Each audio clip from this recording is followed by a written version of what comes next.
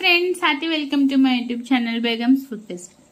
వాళ్ళకి మన special recipe వచ్చేసి మునక్కాయ చారండి.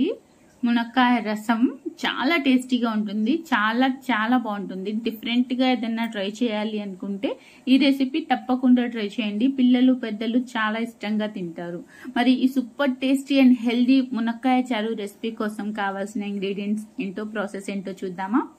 దీనికోసం ఫస్ట్ నేనైతే 2 టమాటాలు తీసుకున్నానండి, చిన్న మీడియం సైజ్వి.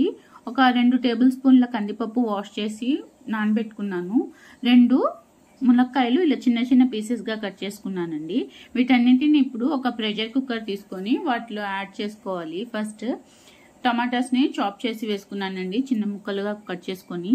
తర్వాత కట్ చేసుకుని ఉంచుకున్న మునక్కాయ ముక్కలు కూడా వేసుకొని, 1 టీ స్పూన్ పసుపు, ఒక 1/2 గ్లాస్ వాటర్, ఇవి మంచిగా బాయిల్ అవ్వడానికి 1/2 గ్లాస్ వాటర్ వేసి ప్రెషర్ కుక్కర్ లో 5-6 విజిల్స్ వచ్చేలాగా కుక్ చేసుకోవాలండి. ఇవి కుక్ అయ్యేలోపు మనం మసాలా రెడీ చేసుకుందాం, మసాలా పౌడర్.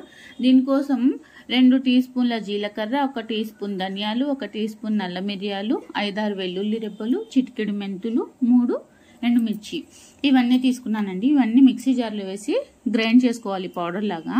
అయితే నేను వెల్లుల్లి అనేది ఇప్పుడు వేయలేదండి, మొత్తం గ్రైండ్ అయిన తర్వాత లాస్ట్ లో వెల్లుల్లి రెబ్బలు వేసి కొంచెం అలా అలా ఒకసారి తిప్పి మిక్సీ ఆపేస్తాను. చూసారు కదా, ఇలా పౌడర్ స్ట్రక్చర్ వచ్చింది కదా. ఇప్పుడు వెల్లుల్లి వేసుకోవాలి. ఇప్పుడు ఈ వెల్లుల్లి వేసిన తర్వాత ఎక్కువ గ్రైండ్ చేయకూడదు, జస్ట్ అలా కచ్చపచ్చగా అన్నట్టుగా తిప్పి ఈ పౌడర్ ని ఒక ప్లేట్ లో తీసుకొని పక్కన పెట్టుకుందాం.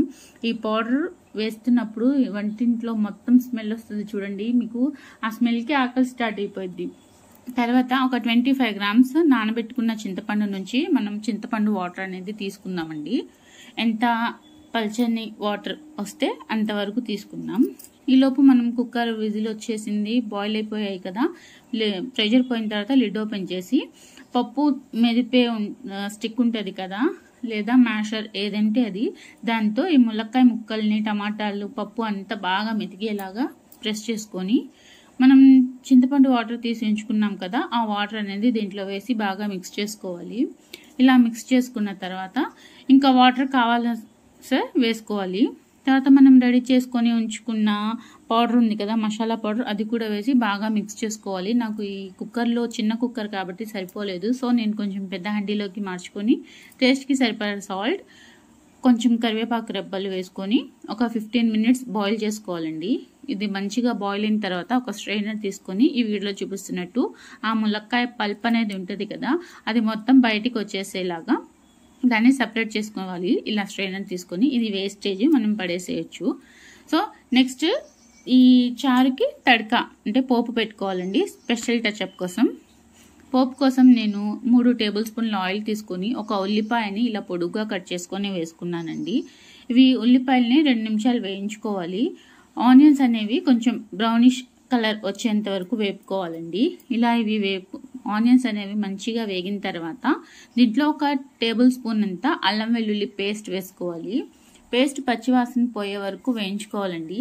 ఇవి మసాలా అనేది వేగిన తర్వాత మనకి నొరగగా వస్తుంది ఆయిల్, ఈ వీడియోలో చూపిస్తున్నట్టు.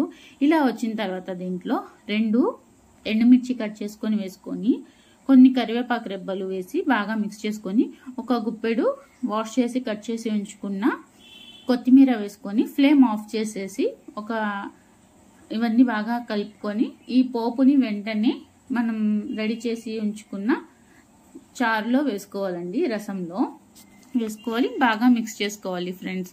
అంతే అండి, ఎంతో సింపుల్ గా డిఫరెంట్ టేస్ట్ గా ఉండే మునక్కాయ రసం అయితే రెడీ అయిపోయింది ఫ్రెండ్స్. మరి నా ఈ రెసిపీ నచ్చితే ఒక లైక్ అండ్ షేర్ చేసి నా ఛానల్ సబ్స్క్రైబ్ చేసుకోండి. Thank you.